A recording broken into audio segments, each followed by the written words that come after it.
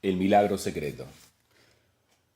Y Dios lo hizo morir durante 100 años y luego lo animó y le dijo, ¿cuánto tiempo has estado aquí? Un día o parte de un día, respondió. Alcorán 2, 261.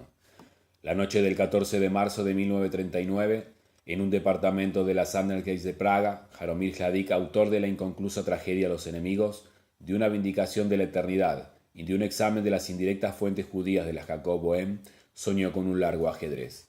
No lo disputaban dos individuos, sino dos familias ilustres. La partida había sido entablada hace muchos siglos. Nadie era capaz de nombrar el olvidado premio, pero se murmuraba que era enorme y quizás infinito. Las piezas y el tablero estaban en una torre secreta. Jaromir en el sueño era el primogénito de una de las familias hostiles. En los relojes resonaba la hora de la impostergable jugada. El soñador corría por las arenas de un desierto lluvioso y no lograba recordar las figuras ni las leyes del ajedrez. En ese punto se despertó.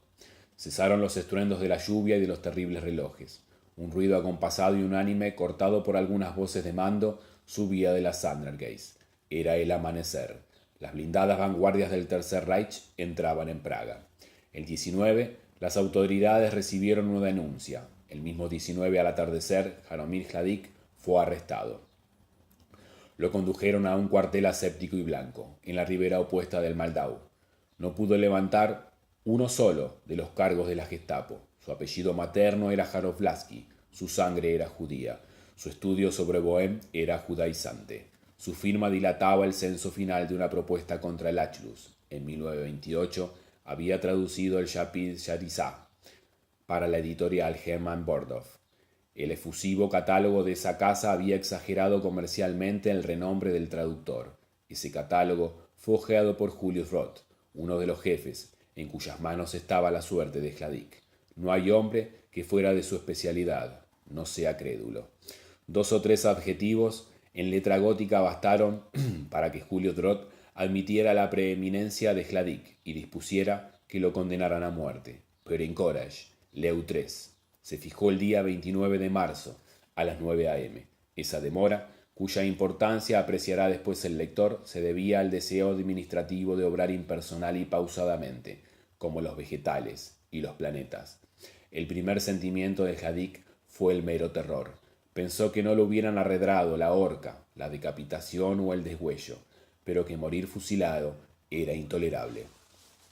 En vano se redijo que el acto puro y general de morir era lo temible, no las circunstancias concretas. No se cansaba de imaginar esas circunstancias. Absurdamente, procuraba agotar todas las variaciones. Anticipaba infinitamente el proceso, desde el insomnio amanecer hasta la misteriosa descarga. Antes del día prefijado por Julius Roth murió centenares de muertes, en patios cuyas formas y cuyos ángulos fatigaban la geometría, ametrallado por el soldado variable en número cambiante que a veces lo ultimaba desde lejos, otras desde muy cerca. Afrontaba con verdadero temor, quizás con verdadero coraje, esas ejecuciones imaginarias. Cada simulacro duraba unos pocos segundos. Cerrado el círculo, Jaromir interminablemente volvía a las trémulas vísperas de su muerte. Luego reflexionó que la realidad no suele coincidir con las previsiones. Con lógica perversa, infirió que prever un detalle circunstancial es impedir que éste suceda. Bies, fiel a esa débil magia, inventaba para que no sucedieran rasgos atroces. Naturalmente, acabó por tener esos rasgos fueran proféticos. Miserable en la noche procuraba afirmarse de algún modo en la sustancia fugitiva del tiempo. Sabía que ese se precipitaba hacia el alba del día 29. Razonaba en voz alta. Ahora estoy en la noche del 22. Mientras dure esta noche y 6 noches más, soy invulnerable, inmortal. Pensaba que las noches de sueño eran piletas hondas y oscuras en las que podía sumergirse. A veces anhelaba con impaciencia la definitiva descarga, que lo redimiría, mal o bien, de su vana tarea de imaginar. El 28, cuando el último ocaso reverberaba en los altos barrotes, los desvió de esas consideraciones abyectas la imagen de su drama, los enemigos. Hladik había rebasado los 40 años, fuera de algunas amistades y de muchas costumbres. El problemático ejercicio de la literatura constituía su vida. Como todo escritor, medía las virtudes de los otros por lo ejecutado por ellos, y pedía que los otros lo midieran por lo que vislumbraba o planeaba. Todos los libros que había dado a la estampa le infundían un complejo arrepentimiento. En sus exámenes de la obra de Bohème, de Amnesa y de Flad había intervenido esencialmente la mera aplicación. En su traducción del Chaper, Yacyra, la negligencia, la fatiga y la conjetura.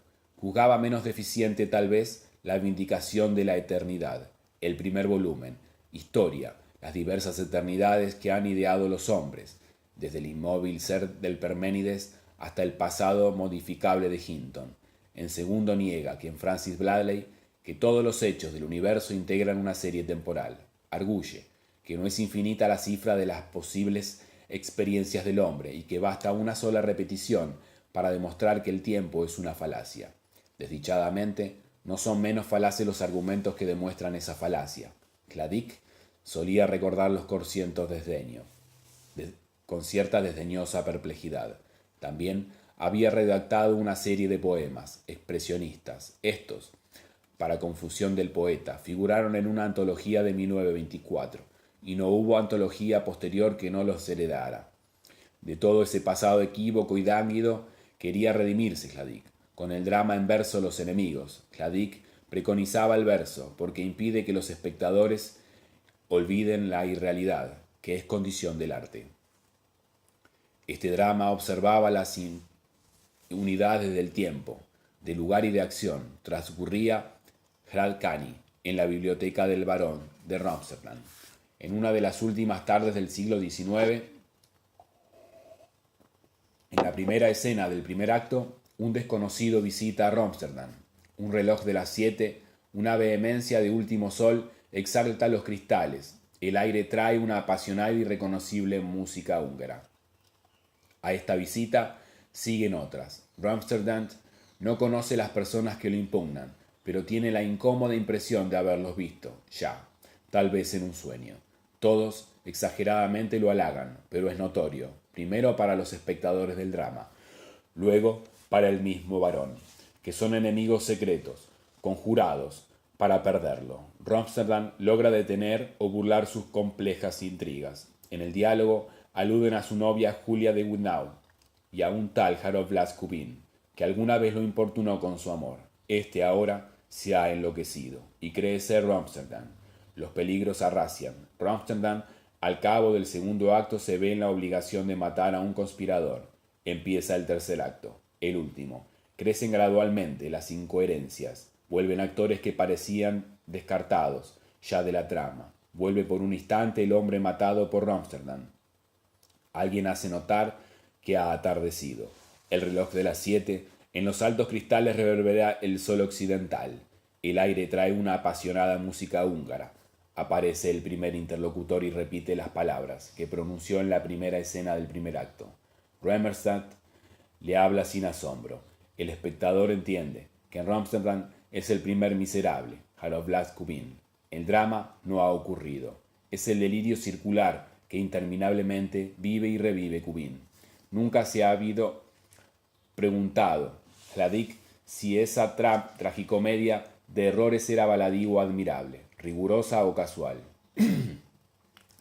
En el argumento que he bosquejado intuía la invención más apta para disimular sus defectos y para ejercitar sus felicidades. La posibilidad de rescatar de manera simbólica lo fundamental de su vida había terminado, ya el primer acto y alguna escena del tercero. El carácter métrico de la obra le permitía examinarla continuamente. Rectificados los exámetros, sin el manuscrito a la vista, pensó que aún le faltaban 2 actos y que muy pronto iba a morir. Hablo con Dios en la oscuridad.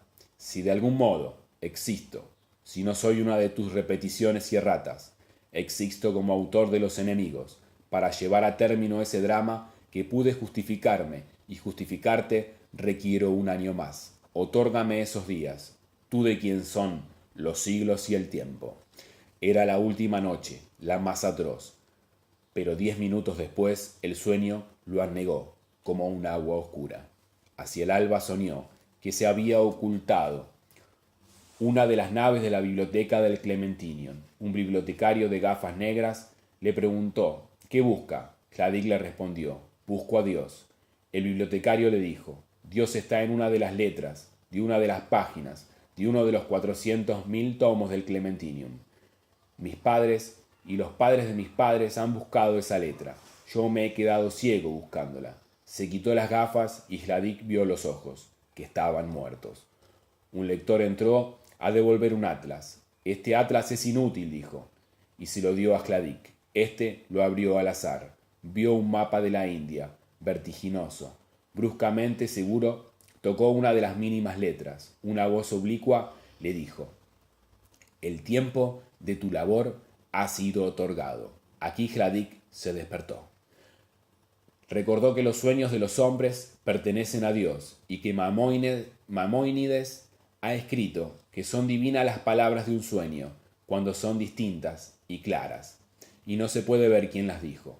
Se vistió, 2 soldados entraron en la celda y le ordenaron que lo siguiera.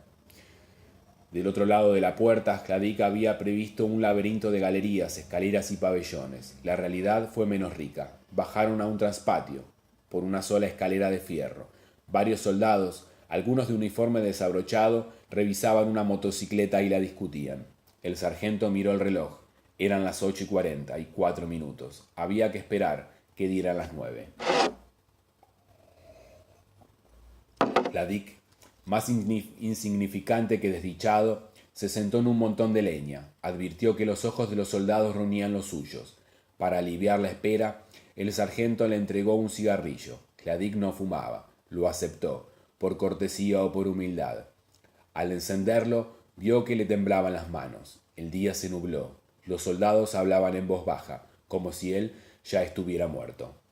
Vanamente, procuró recordar a la mujer cuyo símbolo era Julieta de Unnao. El piquete se formó, se cuadró. Hladik de pie contra la pared del cuartel. Esperó la descarga. Alguien temió que la pared quedara maculada de sangre. Entonces le ordenó al reo que avanzara a unos pasos. Hladik absurdamente recordó las vacilaciones preliminares de los fotógrafos. Una pasada gota de lluvia rozó una de las sienes de Hladik y rodó lentamente por su mejilla. El sargento vociferó la orden final. El universo físico se detuvo.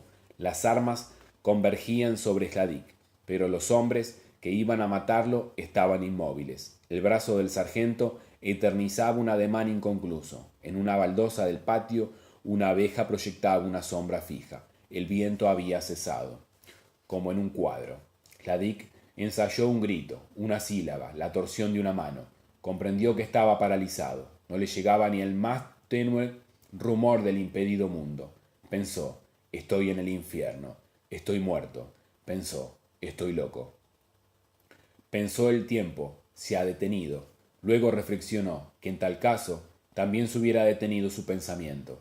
Quiso ponerlo a prueba. Repitió sin mover los labios la misteriosa cuarta égola de Virgilio.